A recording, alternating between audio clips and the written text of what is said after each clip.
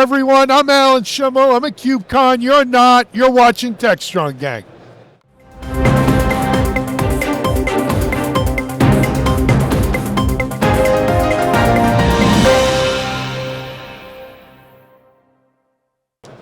Or maybe you were at KubeCon and you're watching this after you were there. If so, I hope you enjoyed the show. We're here down in our KubeCon booth, N240. Too late. By the time you watch this, we'll be gone. But we're in N240, having a great time with 12,000 odd other cloud-native aficionados. Welcome to our Techstrong Gang coverage of KubeCon. I'm joined by my two KubeCon through your compadres. cohort.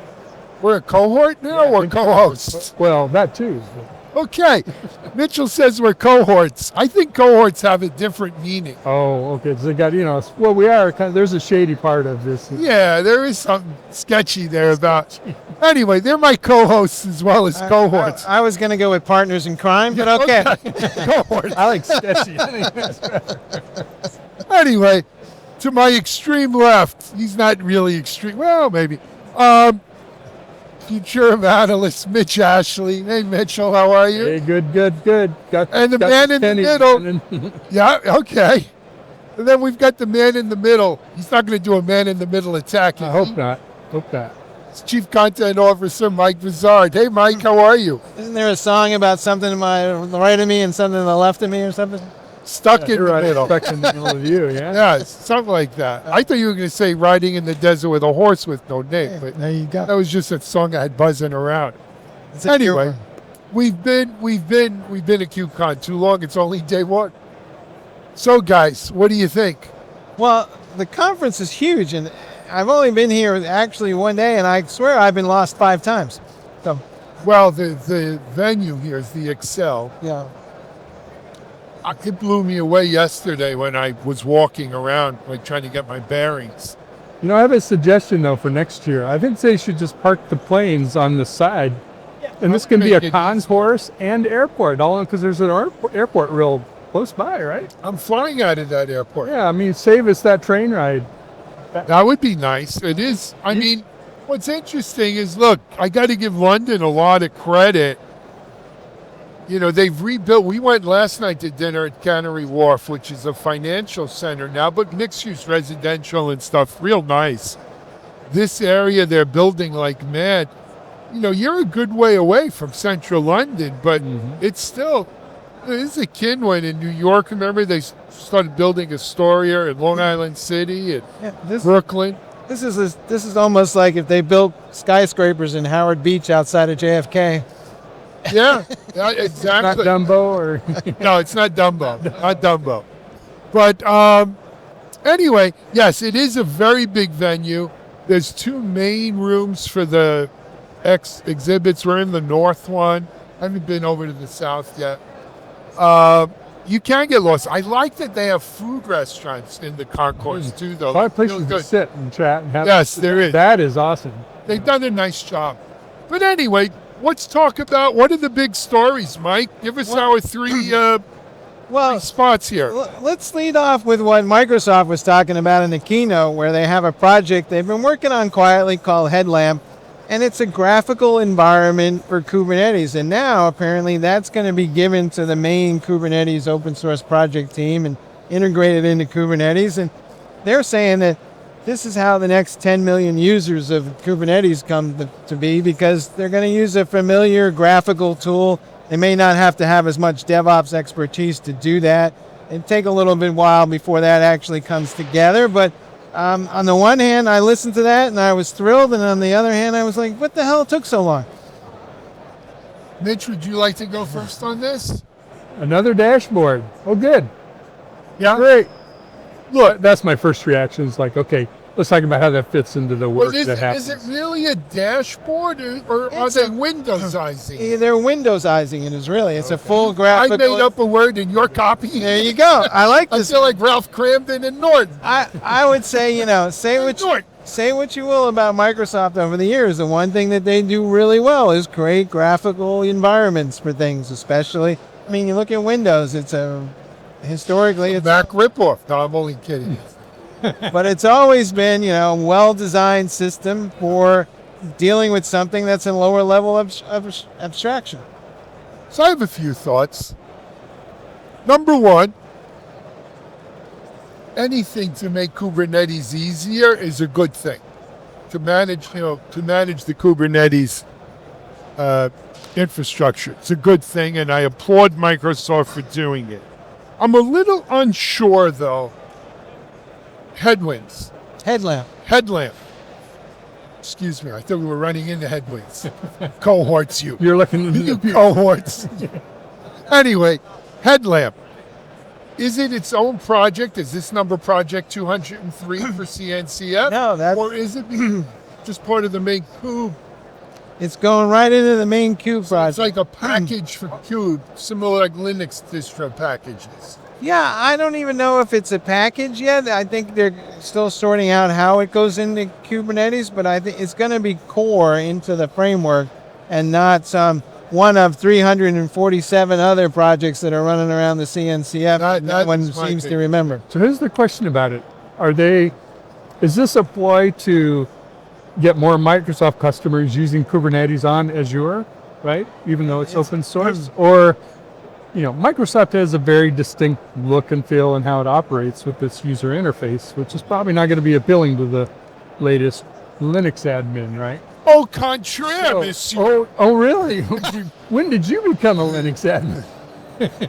This is the year for Linux on the desktop. No, but Yes. but that being said, the fact of the matter is, on Azure, it actually runs Linux predominantly. Oh, yeah. I mean, All right. 365 runs on Kubernetes. I mean, it's... Yeah. Yeah. I mean, it's so they. My point was, is this really, because it's going to be very, very familiar to Microsoft customers, the UI, will it make it even easier for those customers to... I think it will. I think it will, and I think you can't underestimate how many Windows users there are. That's it. They already voted with their feet not to use Linux, so they clearly want something else. Yeah. But how many people would like a GUI for Kube? I think the issue is there's not enough engineers. So if I need people, and I'm going to have thousands and thousands of clusters, how am I going to manage that if I don't make it accessible to mere mortal IT administrators? And that's the only way we're going to get there is I with don't some think graphical... It's an evil plot to get more people on Azure. Yeah. I don't. It doesn't have to necessarily be an evil, but it gives Microsoft customers an advantage. My point being, if you're already familiar with all the operational tools for Microsoft environment, now here's a GUI for Kubernetes that is going to look really familiar to you because you already know how we operate. Other folks are going to say, yeah, we're not a Microsoft shop. We're not used to, we're a Grafana, we're this or that or whatever. Okay, yeah, let me kind of use it, but it isn't just the natural plug and fit. I'm ready to use it. So That'd be my point. So there's more at work here, though, right? Oh, wait, there's more. There's always more. Order now. So Free shipping in hand. at some point, that graphical environment is going to have AI agents all over it. Yeah.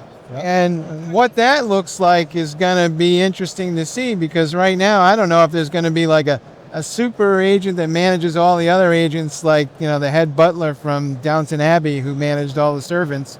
Or is there going to be like, son of, what was the Microsoft thing where they had Clippy? Son of Clippy, and there's going to be like all these agents all over popping up saying, oh, well, can I help you with that? Or my turn to do that. And at some point the noise level gets too high. But I think what's going to happen is a lot of these tasks that we used to have an administrator handle will be handled by an agent that's being supervised by the administrator, assuming there aren't too many annoying agents. Mm-hmm. How do you see this playing out? Well, again, I think that's another positive in Microsoft's direction, because as you're developing agents in an Azure Microsoft environment, it fits right into this open source project, the GUI, the plugin, the APIs, whatever you're using. I think it gives them an advantage. Now, whether that drifts and becomes a little less Microsoft centric as an open source project, probably will. But I haven't taken a look at Headlamp yet to see if it's kind of thinking about agents and done that. I don't think they're there yet, but I think that's probably coming. Next question is will people who have grown up managing Kubernetes using CLI and YAML files give that up in favor of a graphical approach? Oh, wait, No. let me think about that. No. I would do it in a heartbeat. What are you kidding me? Who wants to play with YAML files like that? No, But- they're not going to give that. Yes, they are. No, they but let aren't. me tell you where you got off the tracks here, Kimasabi. Mark my words. Agentic AI and even generative AI marks the death knell for graphical Windows-based interfaces because even the greatest Microsoft users don't love the whole mouse window paradigm. I want to be Scotty. Hello, computer. That's what I want, and that's what people want. They don't want to maximize, minimize, mouse this, drag that. They just want to tell the computer what to do, and the computer does it. Let me take the same place, but for a different reason.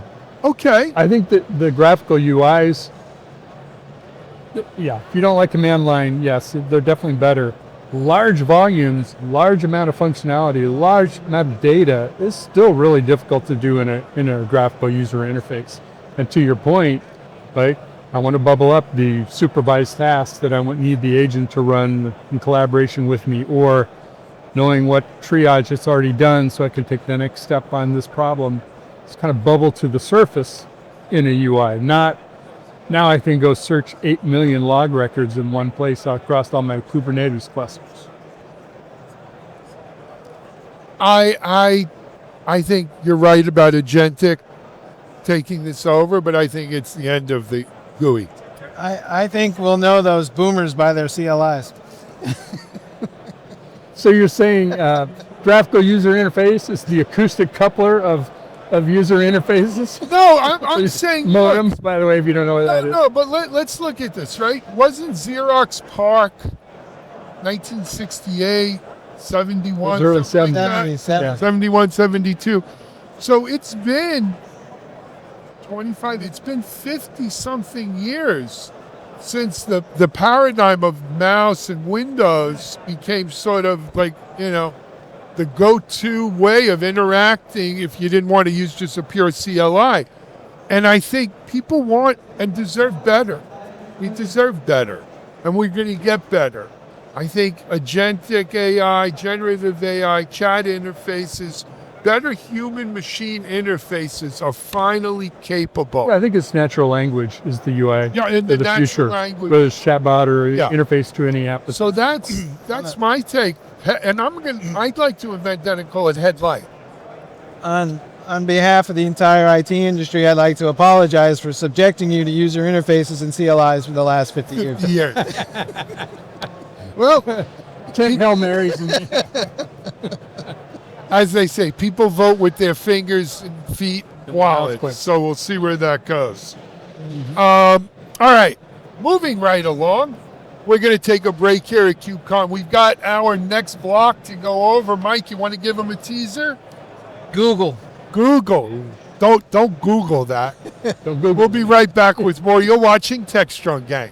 Discover Techstrong Group, the epicenter of tech innovation. We're your go-to for reaching IT leaders and practitioners worldwide. Our secret? Impactful content that sparks awareness, engagement, and top-quality leads.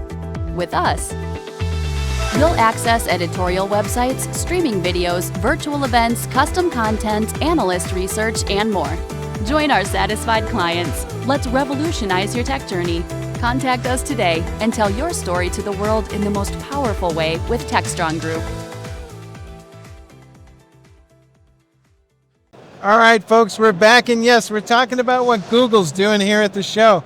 It's a public preview, so it's not quite ready for everybody, but they've got a new orchestration service that helps you manage fleets of Kubernetes clusters, and you can have more granular control over how infrastructure is allocated. And this, too, is another tool that I would say is long overdue. But what's interesting is that one of the reasons that they're so keen to do this is that they apparently are running out of infrastructure and they don't have enough data center capacity. And so now they're investing time and effort to make IT organizations consume stuff more efficiently. Heavens to Betsy, what a great idea. So he didn't believe he thought Microsoft had malintentions. You swallowed that? I'm just saying that, I don't think they would have said that 3 years ago. I think now they're like, holy moly, we got an issue here. We don't have enough capacity for all these people. Well, I'm glad to see they admitted that at least. What do you think, Mitch? I sat next to a gentleman from a very large financial institution, platform engineer, head of their engineering, who are running 12,000 Kubernetes clusters. This is globally, right? Global. Oh my God, how do you do that? So people are solving this some other way now. He did say, I can't wait till somebody introduces another open source project for me to use. So, I asked myself, why would Google do this? Right? Is it to increase adoption of Kubernetes? Probably not. It's increase adoption of Google Cloud services? Yes. Right? Bring it into our environment. Again, it's the same. It's the yes, you can use it wherever, but we've got it built into our fabric of services and tools. It's all part of our cloud. Great. Scale it up as much as you want. To me, that's the motivation. So, go ahead. So I come back to this full circle, same as the last conversation. They will inevitably put some AI agents in this thing, and so we're going to be able to automate the management of Kubernetes clusters at scale because Gemini's. Yeah, a little Gemini, a little shake and bake, and then you throw it out there. And I'm not sure why this is even a separate service. This is more like a feature to me of when I buy the Kubernetes thing in the first place. I want to appeal to our audience here. Let me ask you folks, are you sensing a pattern with my cohorts? Mitchell here thinks everyone does everything so they can sell more cloud services. Michael says it's only an intermediate step on the way to agentic AI nirvana. I think there's more to this world than those two things. Really? Yeah. What else is there? I think, Mitchell, yes, some of the biggest companies in the world can manage thousands of Kubernetes clusters, but I don't think mere mortals can. No. And I do think we need solutions for the rest of us. That being said, yes, companies do things that are in their self-interest, obviously. But if what they're pushing isn't in the best interest of users or doesn't have an appeal for users, it doesn't get adopted. Mm-hmm. Ultimately, the market is a cruel master, and it rewards things that work or are good, even if the underlying provider benefits from it. Yeah. I think if they were serious about, getting people to consume infrastructure more efficiently, there would be some sort of built-in FinOps capability that I can see what my costs really are in real time, and then I can make intelligent decisions, and then I could use this new service to dynamically scale things up and down in accordance with a cost meter that would let me figure out what I'm actually spending at a given moment. Because honestly, I don't think engineers and developers go out of their way to spend more than they need to. There's just nothing there for them to look at that says, wow, you could think about this differently. And so then they just, turn it up to 11 because it's like availability and I don't want to get a call at 2 o'clock in the morning. Connect the dots. If you're doing that through what Google provides, now you're aggregating all that data around a Kubernetes environment. You can now apply AI, other things to it to say, hey, let's auto size this, or let's recommend some ways to save money on services, or make your apps run more efficient, or resize the memory footprint of containers, whatever it might be. You've got all that you can apply. You've got all that data sitting right there in Google Cloud to do that with AI. Sounds like another evil plot to sell more Google Cloud. I don't know. I'll say what I said last time in the earlier segment. What the hell took so long? This has been a problem forever. Have you guys been drinking? We're just on rinse and repeat. Yeah, you're. I feel like do I press button A or button B? This is a 2 TV channel Okay. network. Maybe maybe it just reflects that Microsoft, Google, and everybody else who's in that cloud business, the differentiation levels are zero. Well, that's true. I think, and it's interesting. We're actually going to be interviewing AWS here in a bit, and I'm interested to see what they come out with to sell more AWS clouds and eventually introduce agents, and what took them so long to do it. Oh, now you know the 3 questions to ask. They Pretty much. How's it going to sell more cloud services? to their credit, they just did integrate Amazon Q Developer with Amazon Open Search so that you could do agents for incident management, and they're on there. That's the second piece. They did one last year where they have an agent that kind of does some analysis through Q Developer. But, they're stitching all this stuff together through all these different existing services. And I'm kind of like, blow up the services already. People need like a capability and an outcome, not another thing to buy. Or give the agent your credit card number and let it get what it needs. Yeah. But let me ask you a question about this whole plot for world domination that you guys are on here. What about people who do multi-cloud? I don't want to buy a Google-only solution or a Microsoft-only solution or even an AWS-only solution. I don't want to be locked in. There are multiple third-party platforms out there that do a lot of the same things. The only difference with Google is they're going to say, you already have an enterprise agreement with us, so you can use your credits for that to turn on the Google service, and we're only doing it as a service so we can keep track of how many credits you consume. But otherwise, I got to go buy a platform that's separate, install it, manage it. Same with your FinOps. Right. Same with my FinOps. Now, is there going to be an AI agent framework that sits above all these things and just sucks data out of these things, and they're all back-end services that I don't have to deal with in the future? Maybe, but I don't know who's going to step up and create that heterogeneous AI agent for IT management, but maybe it's a Kyndryl or some consulting company. Well, there's also if the underlying thing you're managing is open source, why couldn't I use the Google tool to manage my Kubernetes running in AWS or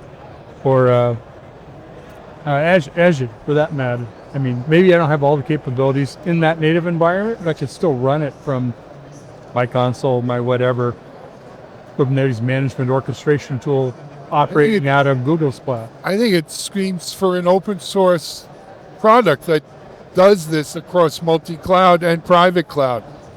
My God, another CNCF project? Yeah. What are you, Let's crazy? talk about that. How many CNCF projects are there? Let me submit this one, right? Yeah. There are more projects than stars in the sky. Like sands in the hourglass. Sands of time. I mean, honestly, how many can you have at one KubeCon? How many can you actively manage and manage well? That's a question they'll be asking forever.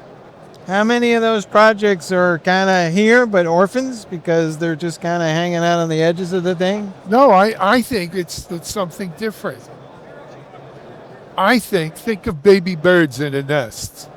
Oh, you're going to kick the weaker ones out? Well, if the one bird gets all the worms that mama and dada bring, that one bird grows much bigger and then commits sibling-cide or whatever the word is, killing your siblings. This explains Big Bird. Kind of, yeah. Big Bird had brothers and sisters. They were all medium birds. They left that part out of Sesame Street. They did. Well, that was cut when the censors came in. It was not rated G. But seriously, is this inhibiting the growth of CDF, Open Mainframe, OSSF, everything except PyTorch?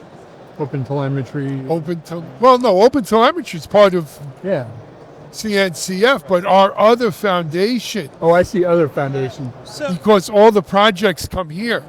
So in theory, the fact that all these projects are under the same consortium is supposed to promote cross-pollination of contributions across that, but it doesn't seem to be actually happening. And no, some of them are directly competitive. But hasn't How the many market, meshes do hasn't the that? market spoken? Do we need a whole bunch of different consortiums underneath, or we can aggregate it into CNCF? Do we really need these other? Do we need a CNCF if you have a Linux foundation? Yeah. Or they announced today, we did an interview on it if you want to watch. Open Infra Foundation is now becoming a top level domain, a top level foundation Right. with LF. That's the OpenStack and stuff. So Consortium consolidation. It's coming next, do we right? need that, I or not, or does every open source project deserve its own foundation, its own infrastructure, its own everything? Well, that seems a lot excessive, redundant, because you got lawyers for each one, and there's all marketing, PR people. There's all this back end stuff that these projects need. So that should be kind of a shared service. In my mind, it's a question of how do I get the engineering talent to kind of work on these things more collaboratively so that they are consumed more easily. In fact, one of the things I was telling about service meshes, the latest CNCF research is out, and the percentage of people using a service mesh actually dropped and the assumption is that it's just too hard. You know? There's a lot about Kubernetes and stuff that is too hard. Someone should invent some sort of Windows interface for that. Right. or get all these engineers together to work on Get these agentic things. AI. They all have a common problem. Sell more cloud services. This stuff is too hard. It's too complex. By the time I stand up the whole stack, I got to be like, I need 5 geniuses to do that. I mean, Well, that brings me to another announcement today. What's it called? The Golden Kube? the golden Kubernetes or something. Golden Kubernetes. Did you read about No, I this one didn't. yet? Well, Oh, here's the behind deal. times on this one. If you go take 14 or 16 certifications, 13 Oh my from the CNCF and 1 from the Linux Foundation. okay, 14 certifications, they give you like a Wonka golden ticket. I don't know what you do with your Wonka, but a golden ticket, and you get 50% off to KubeCon for life. And a swag. You get swag. You can give, you get discounts on renewing your certificates, or you can give those discounts to your colleagues. Yes. Or you can, and then I think they have, you get like 50% off for one of those, days they have around the world where they. You also, you get discount certificates for more education too. Probably a Forgot- t-shirt. No, better than a t-shirt. You get a goldenized image of yourself on their website. Right. Oh, wow. So now thinking that through, like how much. I'm not kidding. It's true. I'm not kidding. It's true.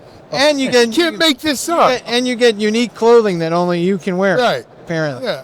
I thought you were going to say, and you can charge your own tariffs on, open source projects or something. So here's the thing. Only I could charge tariffs. Here's the thing I was trying to figure out, like, how much time and effort would it take to get those certificates? The golden Kubernetes. Because a lot of them, actually, you have to show and demonstrate hands-on capability. Like half of them are kind of like, log in here and take the test, and Sounds like CCNA at Cisco. Right. But it sounds like one of those kind of. But many of them are like you actually have to show hands-on expertise, so you can't fake it, kind of thing. I imagine there can't be more than a handful of people. Well, right. I think right now they said there's 14 of these people who are these new class of. Golden not cosmonaut. That's Russian. Kubernetes. Is there a secret ceremony where you can make it into the I Yeah. don't know. higher echelons of Yeah. this? And Now there are other Kubernetes. These are golden Kubernetes. Kubernetes they launched last year is like I think you have to get 5 certificates for that one. So a gold. What do you like? An iron Kubernetes at that point? They haven't said anything about whether these are brass? bronze A or brass silver, but- Kubernetes? it was like Super Sugar Kubernetes or something, new cereal from. No, this is real. Okay. All right. Hey, congratulations to those 14 golden Kubernetes, and I cannot wait to see how many more people join the ranks of the golden Kubernetes between now and, let's say, Atlanta. I think there's actually like 1,100 Kubernetes already. So But not golden. not golden. There's only like 14 of those. There you go. You heard it here first. The things you learn on Techstrong Gang. We're going to take a break. We have a third block if you want to stick around. We're here at KubeCon. SecurityBoulevard.com is the leading resource for news, analysis, and education on challenges facing the cybersecurity industry. SecurityBoulevard.com covers all aspects of cybersecurity, including data security, DevSecOps, cloud security, application security, network security, security threats, and more. SecurityBoulevard.com has the largest selection of security content, featuring breaking news, blog posts, podcasts, and more. Visit www.securityboulevard.com to learn more. SecurityBoulevard.com, home of Security Bloggers Network. All right, folks, we're back for our third segment, and no trip to Cloud Native Con is complete without the discussion of Observability Day, which again took place this year. And coinciding with that, Grafana Labs has their annual report out, and it shows that, well, 75% of folks in an open source community are using Prometheus and OpenTelemetry, which may not come as a surprise given the open source community here. But one of the things that came clear in the Grafana survey is that people were really cost sensitive about observability. And the issue was that I don't know if they love Prometheus exactly, or if they just feel like, it's the other platforms are too expensive. I got to hire people to set them up. I got to curate all the data. And, Grafana is making a case for more of a schemaless approach that doesn't require you to curate data. But you've been tracking this space. What's going on from your perspective? Well, so observability is a data management problem, right? The massive amount of data that's being collected into one observability platform or whatever the product is. But that also means transformation of data, right? Because it's not all coming in native format out of OpenTelemetry. It's going through other agents and tools, so you're combining all this stuff. That's a lot of work, Developers don't like messing around with just overhead of transforming data, so I can see why people would stick with just OpenTelemetry and Prometheus and then say now you might ask why Grafana's interest is putting a dashboard on top of that, but I'm not surprised actually to hear that. That said, there are many others. I mean, it's a big market for observability, so it's not like everybody's doing this and only a few are running a third-party commercial product. So is it really the exception or the rule? So, quite Jean. Oh, Grasshopper. contraire. No, I was doing my Kung Fu Grasshopper, Jean, whatever his name Okay. was. I have a differing opinion on that. Okay. Number one, I just want to point out that though yesterday there was a observability day, it was not the biggest event of the satellite events yesterday. Platform engineering was, which I think is quite a mark. There's a statement. It's a big statement why we have platformengineering.com and not observability.com.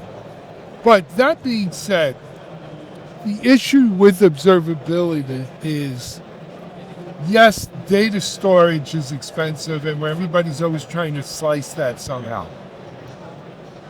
The real reason why they're all using OpenTelemetry and Prometheus is because none of the commercial providers have distinguished themselves from the other commercial providers to make a good case why you should pay those exorbitant fees when they're all Prometheus and OpenTelemetry under the covers anyway.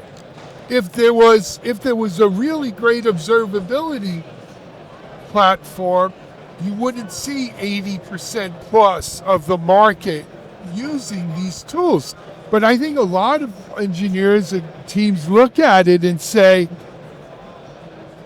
if I just use the open source tools, no matter how clunky or harder to use they are, I'm getting 85% of the functionality I get from these commercial vendors that are an arm and a leg. And for that kind of money, I'll suffer a little bit. Don't you think we're in an untenable situation? Because if Tenable has an observability. yeah, well, yes. So it's not Not intended, but untenable. We're in a situation, how many observability platforms products are there? I mean, it takes two hands to at least to Yeah, no, count I them. mean, but that is So if that- another indication that none of them are that much better. Well, but why hasn't that sorted out yet? Well, why aren't we seeing? Of course, yes, one got bought by as a security platform for Cisco, but you don't see observability companies getting bought left and right or collapsing, folding in. Are we headed to that? Is that where it's headed? Well, according to Grafana, there are actually 101 technologies that are technically come under the heading of observability. Oh my God. Now, how they Okay. counted that, I don't know. All right. But Is that like Dalmatians? I guess maybe. But the issue in my mind becomes it's the tools. I think people are using open source tools because I don't have to sign a check for somebody. I don't got to go get somebody to prove that. A developer downloaded Prometheus and started using it, and that became kind of a quasi-standard. But the problem is, whether it's the commercial ones or the open source ones, by the time I get this thing rolling, I need data engineers. I need developers to go play with Grafana dashboards and set all that stuff up, and then I got to maintain all that on top of that. This is like a DevOps project that lives forever just for this one little task. And I got to ask myself, do we really have the right answer here for observability, or have we kind of like been throwing crap at it all this time and not really solving the problem? Well, open source isn't this magic nirvana of now I don't need all these people. You need actually a lot more people They do. as opposed to outsourcing it. So But Mitchell, people have always been short-sighted. They look at the price tag of the software, Well- not the total cost of ownership. how can I bring this in the door? Yeah, exactly. Because, well, employees are a sunk cost, man. We're a given. I get it. I get it. I'm just trying to picture to myself, you asking yourself, why are we doing this? I'm not sure I ever wake up and have that conversation, right? I think most people go to work and just keep doing the same thing over and over again because that's what they were hired to do and inherited. I don't think it would be, I think there's a lot of things in IT that we need to take a giant step back and say, hey, are we doing this because that's the way we always did it? Because Yes. if that's the answer, it's probably wrong. But I think, nevertheless, it is what it is. I mean, a lot of people do that. Now, don't you think this is really a plot by the cloud providers to drive more business into Google? But if it is, it's un-American, and I'm not going to be part of it. But then they just build more agents. There's a whole universe inside their thumbnail, man. Oh wow! Oh, wow. So you're saying this is a cloud storage conspiracy? Yes, yes. Well, look, I do think storage is an issue. It has been an issue, continues to be an issue. I think there are some companies with some interesting, like, read it on the fly and only store what we think you need. But who trusts them? And the other issues, the truth of the matter is you don't need to store all this data. There's only a subset of the telemetry data that you need to keep for any kind of long period. And if you do need to keep it for a long period, to your point, you throw it up on an S3 bucket somewhere.